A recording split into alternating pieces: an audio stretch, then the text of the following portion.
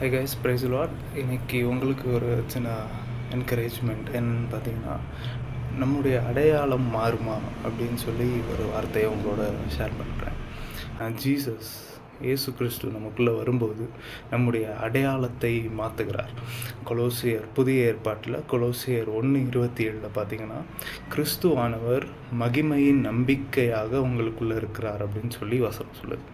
அதாவது நமக்குள்ள ஒரு மகிமையான ஒரு நம்பிக்கை வருவதற்கு காரணம், கிறிஸ்து நமக்குள்ளே வரும் பொழுது நம்முடைய வாழ்க்கையில் ஒரு மகிமையை கொண்டு வருகிறார், நம்முடைய அடையாளத்தை மாற்றுகிறார்.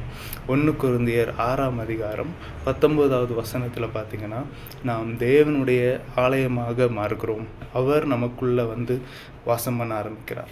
ஸோ அவர் நமக்குள்ளே வாழும் பொழுது நம்முடைய சாதாரண ஒரு மனுஷர்கள் என்ற இடத்துல இருந்து தேவனுடைய ஆலயமாக நம்ம இருக்கிறோம்னு சொல்லி நம்முடைய அடையாளத்தை மாற்றுகிறார். இயேசுவை யாரெல்லாம் சந்தித்தாங்களோ, இயேசுவை யாரெல்லாம் பெற்றுக்கொண்டார்களோ, இயேசு யார் யாருக்குள்ளெல்லாம் வந்து வாசம் பண்ணுகிறாரோ அவங்களுடைய வாழ்க்கையில் அவங்களுடைய அடையாளத்தை மாற்றுகிறார். இயேசுவை உங்களுக்குள்ளே அழைங்க, கூப்பிடுங்க. அவர் உங்களுக்குள்ளே வரும் பொழுது, உங்கள் வாழ்க்கையில் வரும் பொழுது உங்களுடைய அடையாளத்தை மாற்றுவார். God bless you.